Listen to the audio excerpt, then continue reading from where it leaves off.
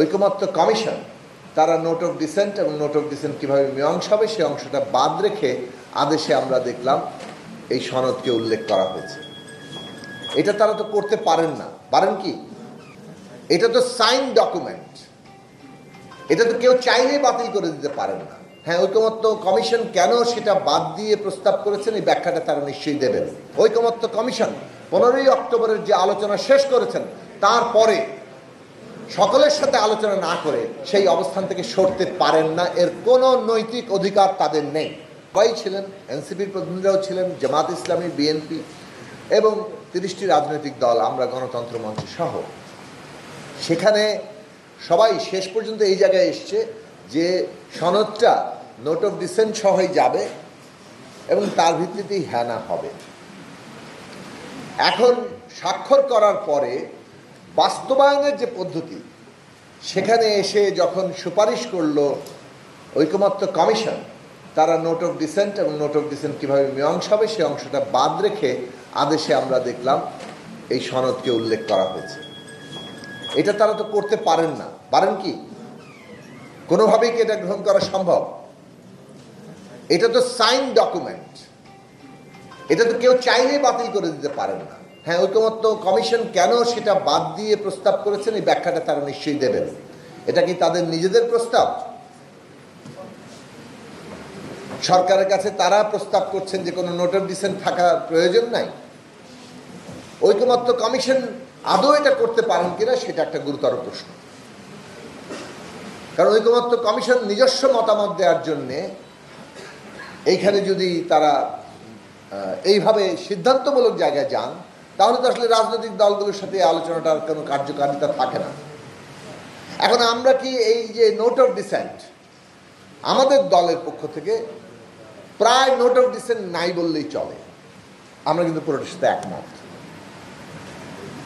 কিন্তু আমরা জানি যে অনেকগুলো দল নোট অফ ডিসেন্ট দিয়েছে এবং এর মধ্যে বিএনপির মতো দেশের অন্যতম প্রধান কিংবা বড় রাজনৈতিক দল, তাদেরই নোট অফ ডিসেন্ট বেশি। এখন আমরা নোট অফ ডিসেন্ট চাইনি বলে, দেইনি বলে, আমরা এইগুলো সবগুলো দাবির সাথে একমত বলে আমরা অন্য কারো অধিকার কেড়ে নিতে পারি না। এটা তো গণতন্ত্রের মধ্যে এটা চলে না। এইটা আমাদের মানতে হবে যে এই যে 5ই আগস্টের গণ অভ্যুত্থান, এটা একটা সম্মিলিত অভ্যুত্থান। এই অভ্যুত্থানের মধ্য দিয়ে আমরা সবাই মিলে একটা আকাঙ্ক্ষা তৈরি করেছি যে রাষ্ট্রটা বদলাবো। কিন্তু সেখানে তো দল আছে, সেখানে মতপার্থক্য আছে।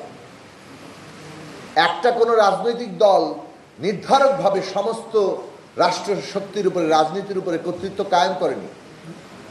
রাষ্ট্রশক্তি এবং রাজনীতির উপরে একটা নির্ধারক দল কর্তৃত্ব কায়েম না করলে আপনি এককভাবে সিদ্ধান্ত গ্রহণ করতে পারেন না, চাপিয়েও দিতে পারেন না।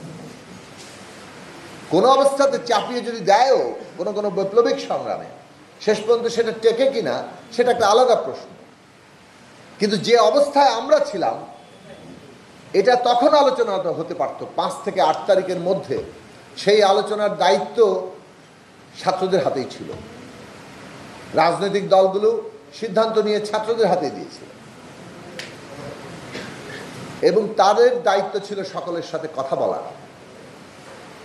5, 6, 7, 8 3 দিন কথা বলে কেন ওইভাবে একটি শপথ অনুষ্ঠান করে এই অন্তর্বর্তী সরকার গঠিত হবে, এটা তো তারা এবং তারা যাদের সাথে আলোচনা করেছেন তাদের উপরেই দায়টা বড় বর্তায়।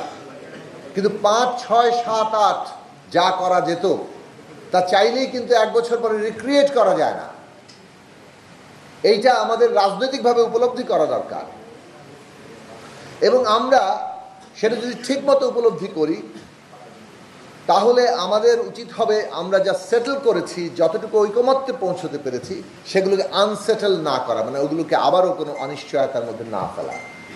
জুলাই জাতীয় সনদ একটা সেটেলড ইস্যু এবং এইটা গণভোটে যাবে, সেটাও সেটেল হয়েছে।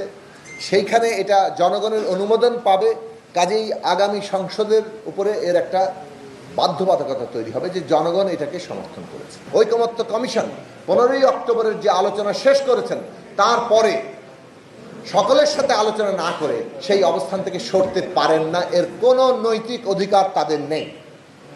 যা ইচ্ছা তাই করা ঠিক হবে না, এটা আমরাও পরিষ্কারভাবে মনে করি।